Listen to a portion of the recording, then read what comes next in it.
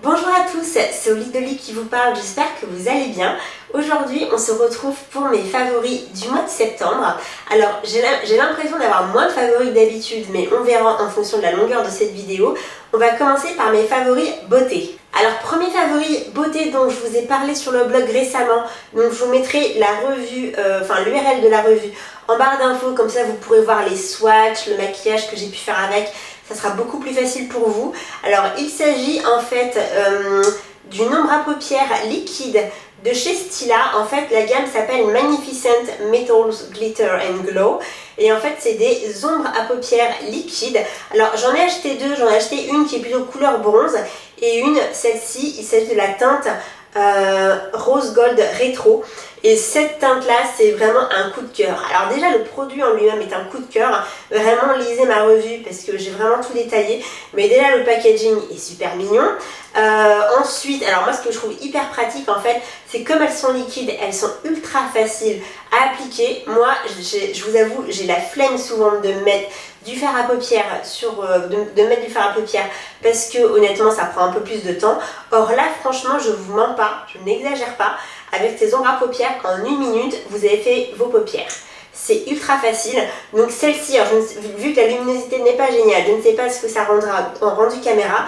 Ou sinon, allez sur la revue du blog, parce que là vraiment, j'ai fait des swatchs des teintes en photo, vous verrez beaucoup mieux.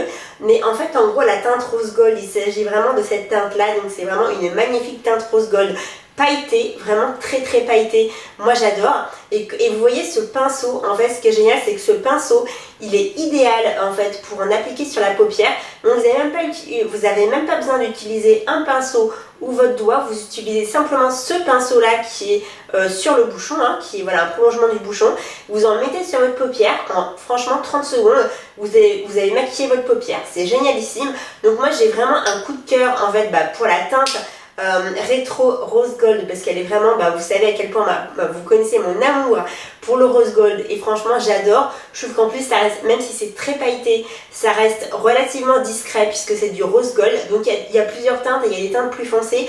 Moi on va dire que par rapport à mes goûts, ce qui me correspondait plus c'était la teinte rose gold. Le bronze est aussi très joli et souvent je mets un peu des deux sur les paupières, c'est un très bel effet, mais vraiment le coup de cœur c'est la teinte rose gold. Autre favori, il me semble que je ne vous l'ai jamais présenté, il s'agit d'un rouge à lèvres liquide à effet mat de chez Huda Beauty. Donc vous connaissez mon amour pour les rouges à lèvres liquides à effet mat et surtout pour ceux de chez Huda Beauty qui sont juste géniaux. Pareil, je vous ai fait une revue sur ces rouges à lèvres, donc je vous mettrai l'URL de la revue en barre d'infos pour que vous puissiez voir des swatchs, mon maquillage, etc. Ce sera beaucoup plus simple. Par contre, vous ne verrez pas cette teinte-là parce que cette teinte, elle est relativement nouvelle. Je dis relativement parce qu'il me semble qu'elle est sortie cet été. Il s'agit de la teinte Socialite. Et en fait, ce que j'adore, c'est qu'en fait, c'est un rendu légèrement métallisé. Alors, ce qui est bizarre, c'est qu'elle est quand même sortie dans sa gamme, en fait, rouge à lèvres liquide effet mat. Mais c'est vraiment un rendu métallisé et moi ce que j'adore encore c'est que c'est encore du rose gold. Et donc pareil, alors par exemple je sais pas si vous me suivez sur Instagram et que vous avez suivi mes aventures à Disneyland Paris, je portais ce rouge à lèvres là le 2e jour avec en même temps l'ombre à paupières Stila. Et franchement, donc c'était tout rose gold, mais comme c'est pas une teinte très foncée, ça ne choquait absolument pas. Donc moi, ce que j'aime bien, c'est que ça fait un look. En fait, le rose gold, ce que j'adore, c'est que ça fait un look très romantique, très féminin, mais sans que ça fasse too much ou sans que ça fasse trop pot de peinture. Donc vraiment, j'adore. Et celui-là, franchement, n'hésitez pas à le swatcher chez Sephora, puisque franchement, la teinte est magnifique. Donc il s'agit d'un magnifique rose gold métallisé. Alors vous savez que j'en ai un notamment de la marque Lime Crime. Pour vous donner une idée, cette teinte-là, en fait, Socialite de chez Huda Beauty, elle est elle est quand même plus foncée que la teinte rose gold que j'ai de chez Lime Crime. Elle est plus foncée, mais vraiment elle est magnifique. Et bon, inutile de vous dire que comme c'est du Huda Beauty, la tenue est dingue, le rendu est super, enfin vraiment c'est un sans faute. Alors je vais continuer avec encore un produit Huda Beauty. Cette fois-ci il s'agit d'un gloss. Alors j'ai pas fait de revue sur ces gloss là, j'en ai acheté plusieurs.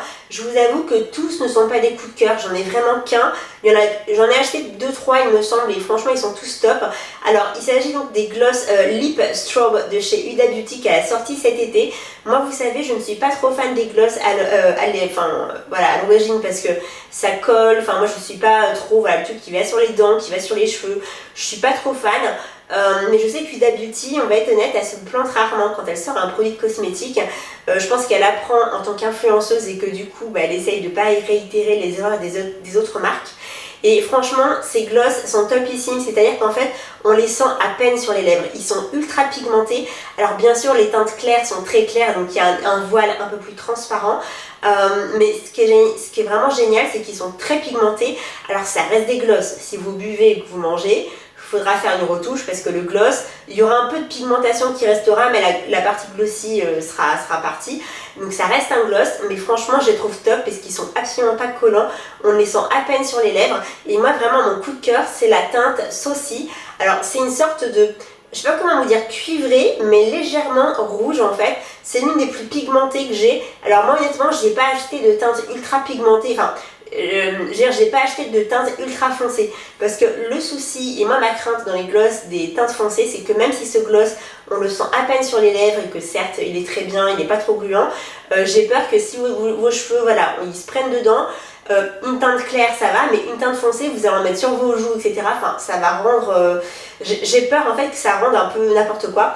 Donc du coup j'ai pas osé prendre des teintes ultra foncées, donc vraiment celle-ci c'est la teinte la plus foncée que j'ai, Saucy, et c'est une sorte de cuivré légèrement rouge et franchement elle est vraiment magnifique. Il y a un rendu légèrement métallisé que moi je trouve vraiment très élégant, vraiment très joli, enfin ça fait pas vraiment vulgaire, enfin moi j'aime beaucoup ces glosses en fait et ils sont top. Donc j'en ai aussi de teinte rose gold, enfin voilà plusieurs, mais j'avoue que là cette teinte là c'est un vrai coup de cœur parce que il est à la fois voyant mais pas trop et vraiment il a un côté élégant que j'aime beaucoup.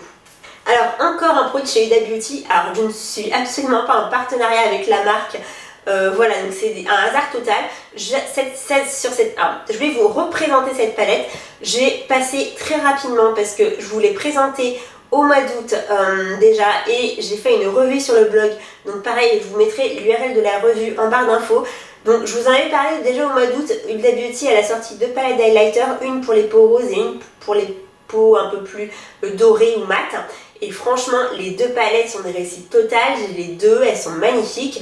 Je vais pas vous refaire tout blabla parce que voilà, en gros, toutes les teintes sont ultra pigmentées. Moi, j'ai une légère préférence pour celle pour les peaux roses, alors que ma peau est plutôt, enfin, elle est entre les deux en fait. C'est vrai que j'ai acheté les deux palettes parce que ma peau elle est plutôt jaune en fait, donc ça va entre le rose et le doré.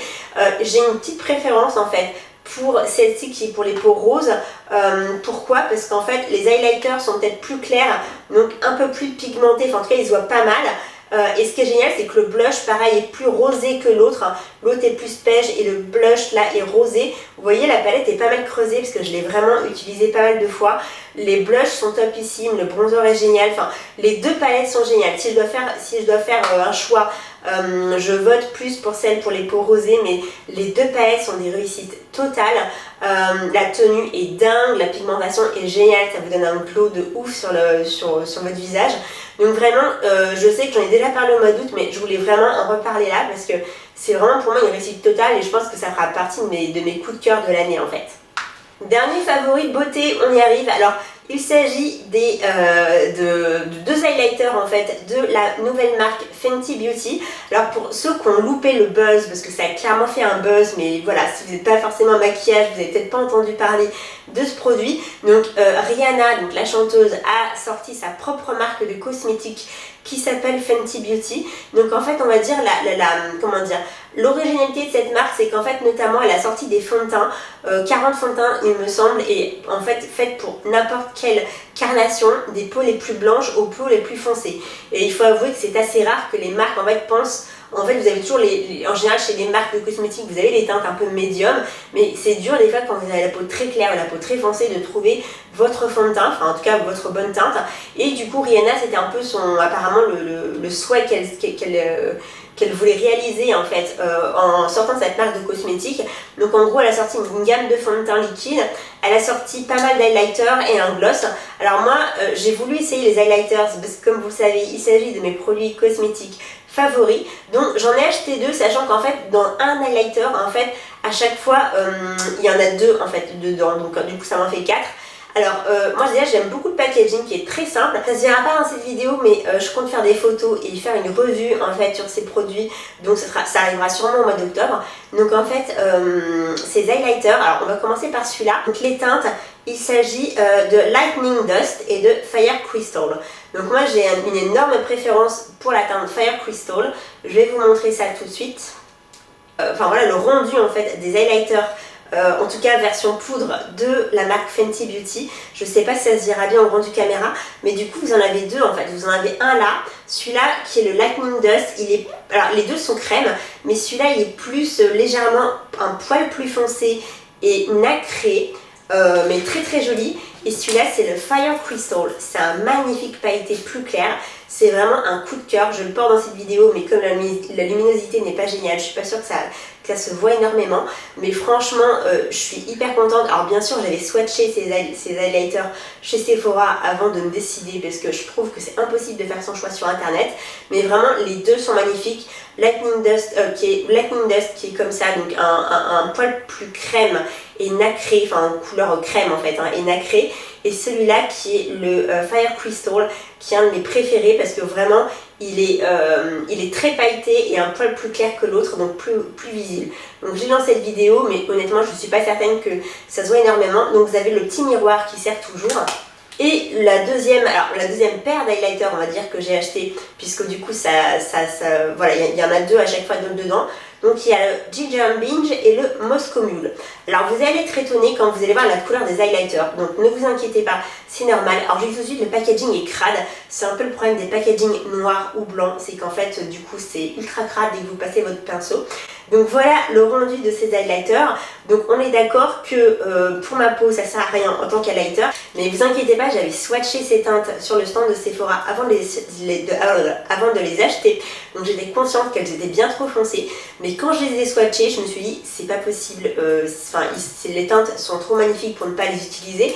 Donc je pense qu'en fait, Rihanna a sorti ces teintes-là pour les peaux beaucoup plus foncées, voire noires, parce que du coup, je pense qu'elle va très bien rendre en tant qu'highlighter sur ces types de peau-là.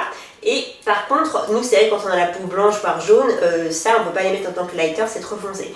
Donc quand je les ai swatchées, je me suis dit c'est pas possible, elles sont trop magnifiques, il me les faut. Donc je les ai achetées, pourquoi? Alors je m'en suis jamais servi, mais je pense que en tant que fard à paupières, ça doit être magnifique.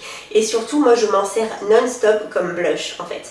Et en tant que blush, en fait c'est le même rendu que pour la palette Rihanna, c'est-à-dire qu'en fait vous avez l'highlighter, mais comme en fait à l'origine ça il s'agit d'highlighter, quand vous les utilisez en tant que blush, ça vous donne un glow mais sublime sur votre visage parce que vous avez à la fois le blush qui est hyper glowy, hyper nacré et à la fois l'highlighter que vous mettez au-dessus, ceux que je vous ai montré précédemment.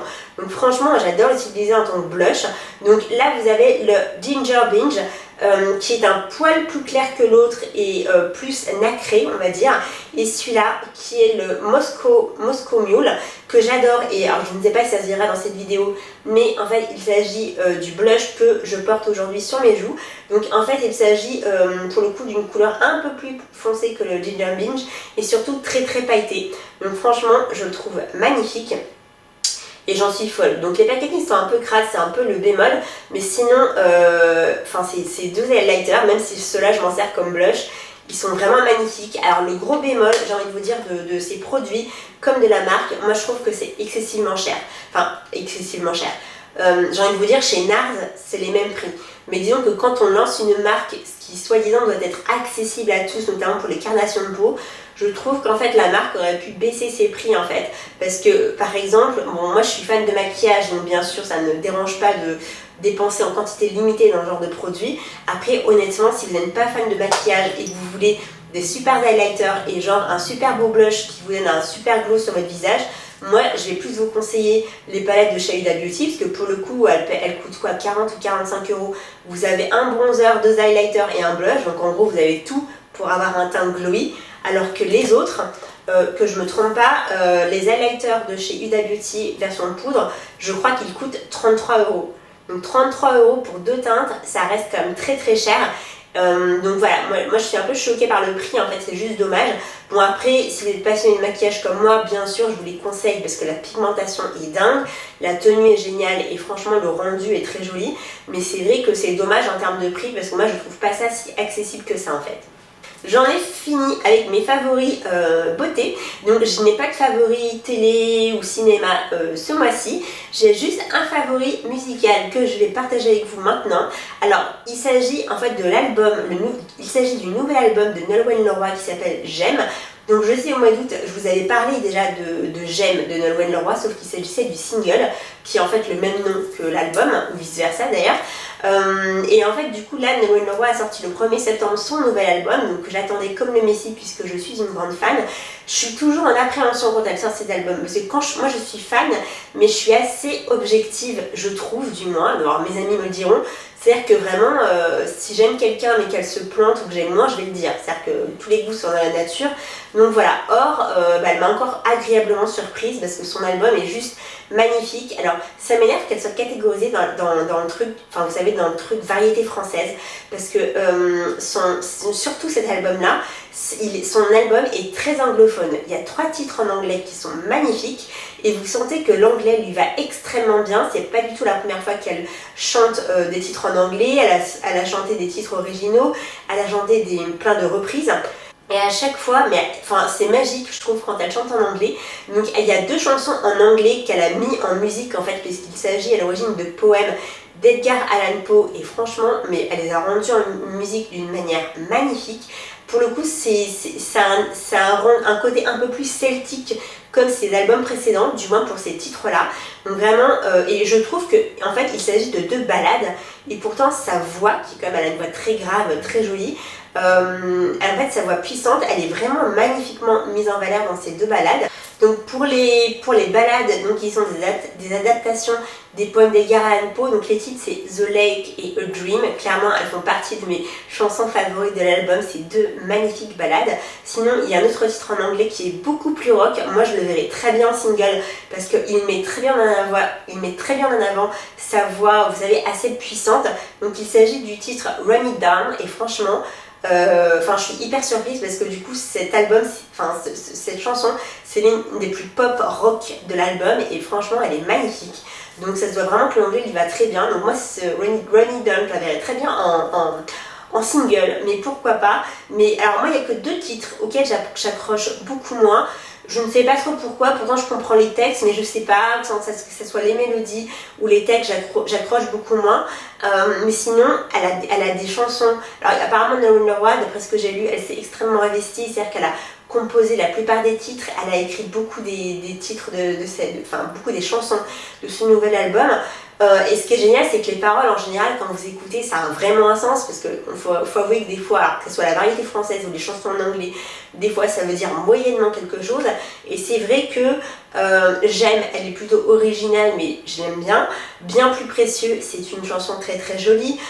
Combat pour la paix, pas la peine de vous dire de quoi parle la chanson, je pense que le titre parle de lui-même, et vraiment elle est très belle. Moi j'aime particulièrement le titre Ce que je suis, parce que pareil elle met, alors déjà c'est un titre assez personnel, mais elle met très en avant sa voix.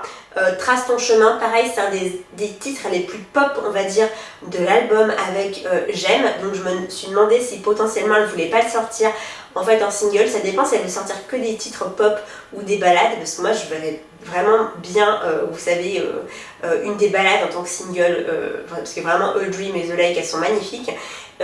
Et par exemple la chanson Pourtant, c'est une chanson sur l'abandon d'un enfant, et je trouve elle me met les larmes à l'œil quand je l'écoute. En fait c'est extrêmement rare, je vous avoue, quand j'écoute de la musique. Et le titre Pourtant, le texte est magnifique, et ça parle vraiment de l'abandon d'un enfant. Donc même si vous n'êtes pas fan de Nolwenn Leroy, je vous recommande vraiment d'écouter son album, parce que l'album est magnifique. Pour moi cet album en fait, il va pas, pour ceux qui vont comparer aux 2 précédents albums qui étaient des albums plutôt celtiques, pour moi, à part les ballades qui sont donc les adaptations des poèmes d'Edgar Allan Poe, donc A Dream et The Lake, ces ballades-là ont un côté celtique. Les autres, moi je les verrais plus en fait comme une continuité de son album Histoire naturelle, qui est son 2e album en fait, qui est vraiment à la fois magique, mais on ressent un peu un côté celte, mais beaucoup moins. Enfin, ouais, voilà. Mais du coup, je pense que cet album, il pourra satisfaire un peu tout le monde, ceux qui l'aimaient avant son côté celtique, et avant qu'elle sorte des albums celtiques, et ceux qui l'ont aimé après, parce qu'il y a aussi des titres avec un univers vraiment, clairement celtique.